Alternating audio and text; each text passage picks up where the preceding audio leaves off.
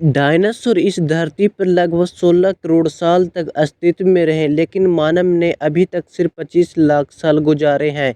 उस हिसाब से डायनासोर ने हम लोगों से 64 गुना ज़्यादा समय धरती पर व्यतीत किए हैं। डायनासोर धरती के हर महाद्वीप पर स्थित हैं, यहाँ तक कि अंटार्कटिका में भी उनके अवशेष पाए गए हैं। सभी डायनासोर का आकार विशाल नहीं होता है।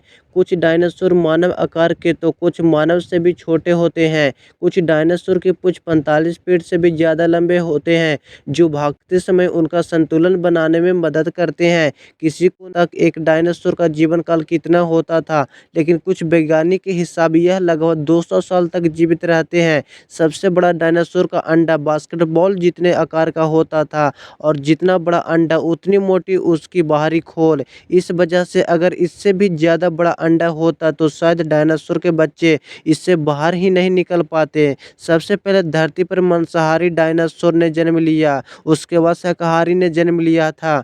ज़्यादातर डायनासोर शाकाहारी ही होते थे। शाकाहारी डायनासोर अपनी सुरक्षा के लिए एक साथ झुंड में रहना अधिक पसंद करते हैं। ज़्यादातर मांसाहारी डायनासोर अपने दो पैरों पर भागते थे, इससे उन्हें भागने में भी आसानी होती थी और अपने दोनों हाथों से शिकार भी कर लेते थे। लेकिन ज़्यादातर शिकारी डायनासोर अपने चारों पैर का इस्तेमाल करते थे, इससे उनका बाहरी शरीर संतुलित रहता था। एक नवजात मानव बच्चे का दिमाग ज़्यादातर वयस्क डायनासोर से बड़ा होता है।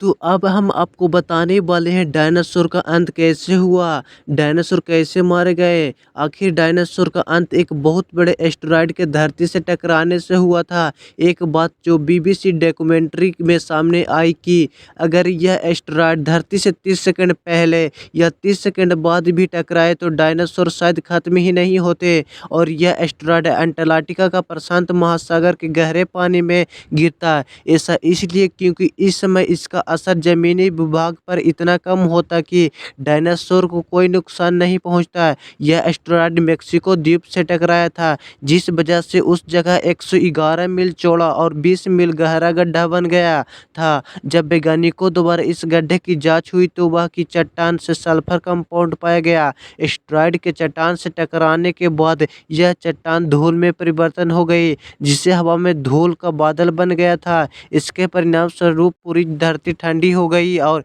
पूरे एक दशक तक इसी स्थिति में रही। इन सभी कारणों से लगभग उस समय जितने भी जीव थे सभी की मृत्यु हो गई। तो इसी प्रकार आखिर डायनासोर का अंत हो गया।